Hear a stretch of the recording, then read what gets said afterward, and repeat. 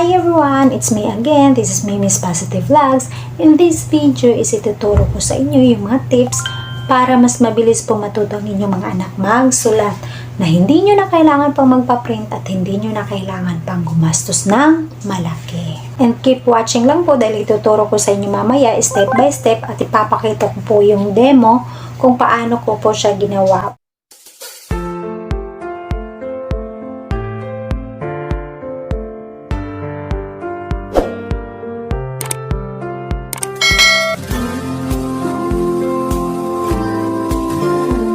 Mapapansin nyo po doon sa aking introduction, may 3 reason. At dito naman po ay may 3 importance. So, ano-ano ba nga ba itong mga importante na ito?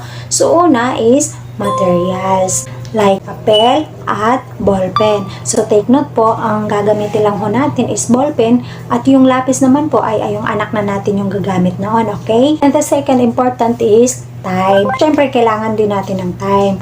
At advantage po ito doon sa nanay na nasa bahay lang at advantage po ito dun sa mga nanay na gustong makatipid. And the third important is efforts with love. Siyempre, dapat may kasamang pagmamahal. Okay, sisimulan na natin.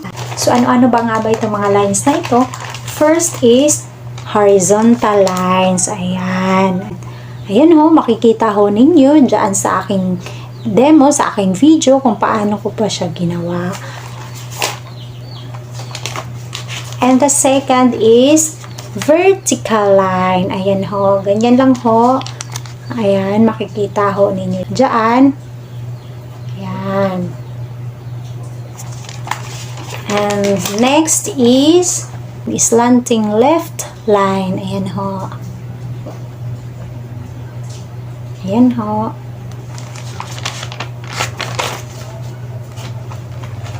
And the next is slanting right line. Ayan. Ayan ho, makikita nyo dyan ho sa aking demo kung paano po siya ginawa. At ganun lang ho kasimple. Gamit lang po ang papel at ballpen.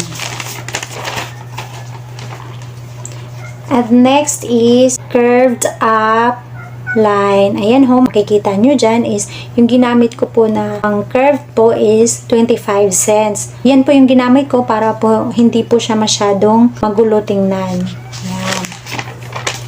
And next is curved down line. So ayan, mapapansin nyo ho dyan sa aking video na iyan na binaliktad ko lang po yung papel para po hindi po ako mahihirapan at para po mas makita nyo po kung paano ko siya nawa. And next is curved left line. So, ayan. Parang letter C lang po. Ayan, no. And the next is curved right line. So, ayan. Binaliktad ko naman.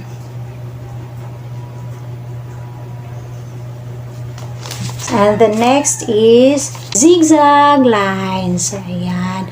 Ganun lang ho kasimple. Kahit hindi na po kayo magpapaprint, pwede nyo pong gawin sa bahay gamit lang ang papel at ballpen.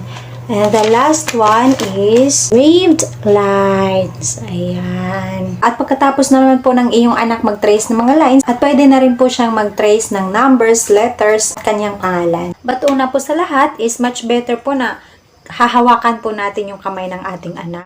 At doon naman po sa mga nanay na mahilig magpa-xerox is pwede rin po kayong gumawa sa bond paper. Ayan ho, may numbers, may names.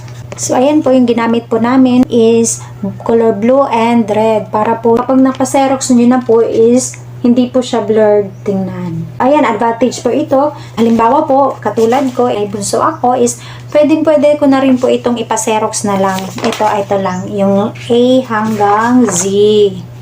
So, ayan. So, ayan, hanggang dito na lang ho ako at sana ho ay nagustuhan ninyo ang aking video na ito and please subscribe and don't forget to click the bell button below para mas ma-notify kayo lagi sa susunod ko pang mga videos. Okay, bye-bye mga kami miss and thank you for watching. God bless!